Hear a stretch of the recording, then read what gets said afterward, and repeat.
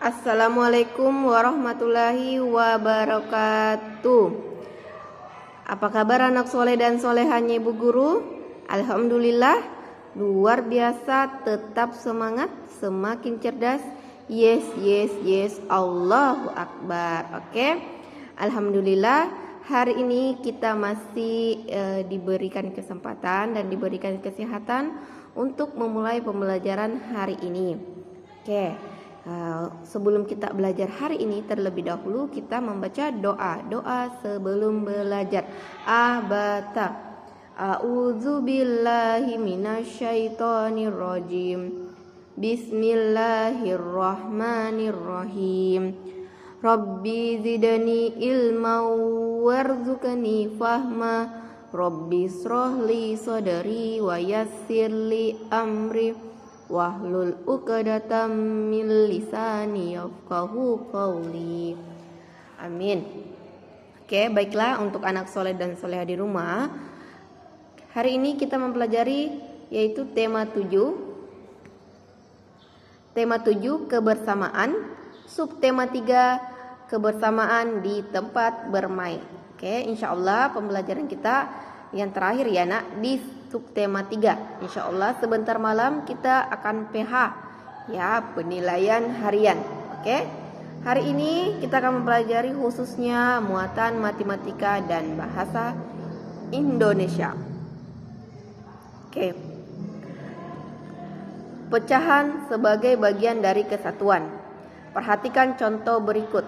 Ibu membeli 3 kue coklat. Setiap kue dipotong dengan cara berikut. Oke, ini yang pertama, kue coklat yang pertama ya nak.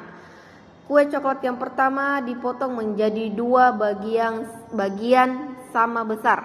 Oke, setiap potongan nilainya pecahannya itu 1/2. Oke, lanjut kue coklat yang kedua. Kue coklat yang kedua dipotong menjadi 3 bagian sama besar.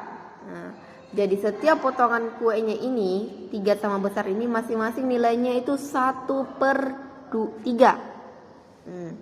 Lanjut kue yang coklat yang ketiga. Kue coklat yang ketiga itu dipotong menjadi 4 bagian sama besar.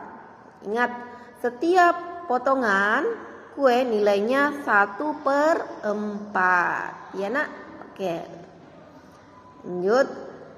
Pecahan sebagai bagian dari sekelompok benda.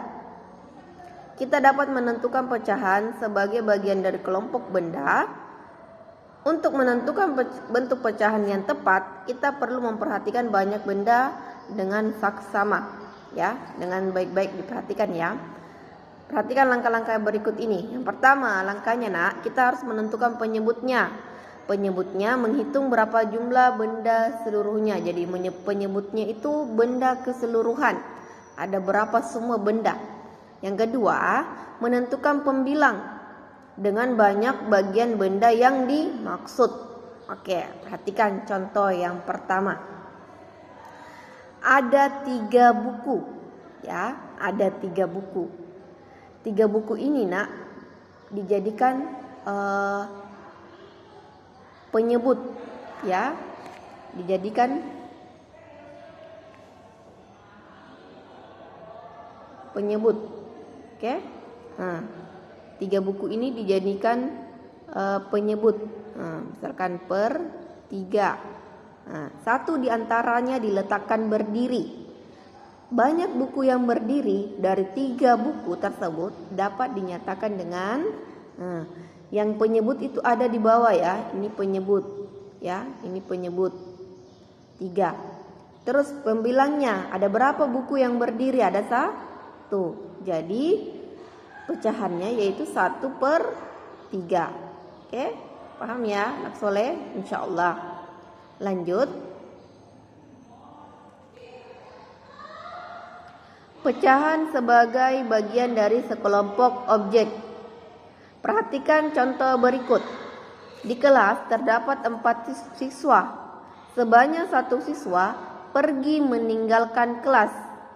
Banyak siswa yang pergi dapat dinyatakan dengan pecahan jumlah Maaf.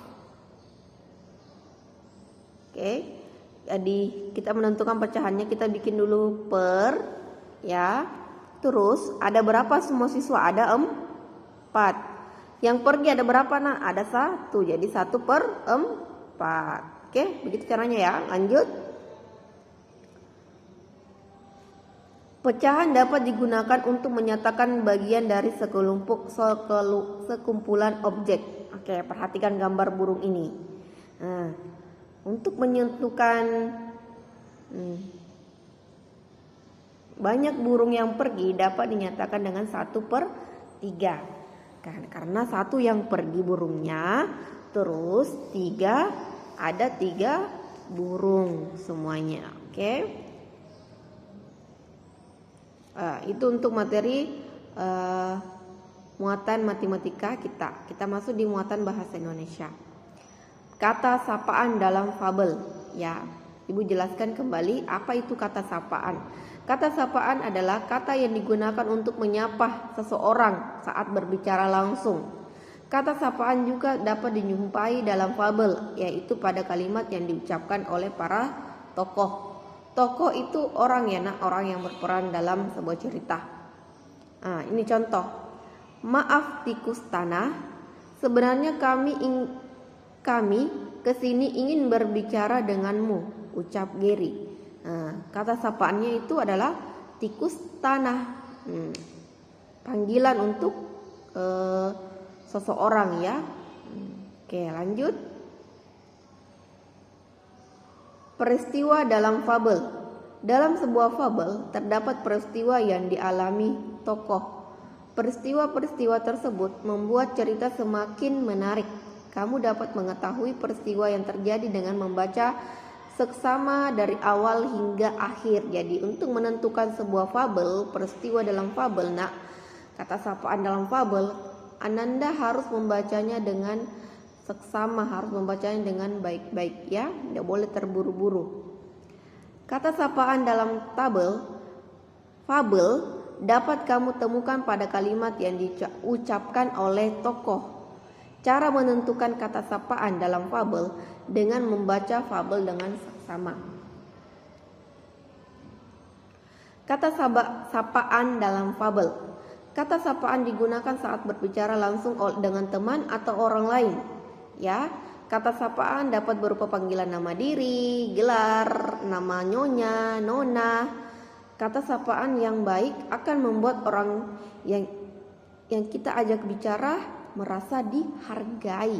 Jadi berikan kata sapaan yang baik kepada temannya, ya. Misalkan contoh, "Hai teman-temanku yang baik," ya. Oke, selanjutnya ini adalah kata sapaan terdiri dari beberapa bentuk, yaitu nama diri, nama kita ya, seperti nama kita. Yang kedua, panggilan keluarga, misalkan adik, kakak. Yang ketiga, nama gelar atau profesi, dokter, ibu dokter, bapak dokter, ya, nyonya, tuan, nona, ya, itu gelar ya. Andi, opu, ya. Yang keempat, nama pelaku atau peserta, kata yang biasa digunakan untuk memanggil orang yang ikut dalam kegiatan, misalkan penonton, pendengar, ya, itu. Inilah beberapa bentuk kata sapaan ya nak. Oke, alhamdulillah materi kita sampai di sini ya, di subtema 3. Insyaallah sebentar malam kita PH ya nak. Ingat ya, kita PH untuk subtema 3. Tema 7, subtema 3. Oke, tugas anak soleh dan solehanya ibu guru hari ini yaitu khususnya muatan matematika saja. Nomor 1, nomor 2, nomor 3. Yang mempunyai buku pena halaman 69. Oke, terima kasih atas perhatiannya. Tetap semangat belajar di rumah. Insya Allah kita akan berjumpa kembali di sekolah kita FDIT Darussalam. Kurang dan lebihnya mohon dimaafkan. Assalamualaikum warahmatullahi wabarakatuh. Tetap semangat anak solehnya Bu Guru dan Soleha.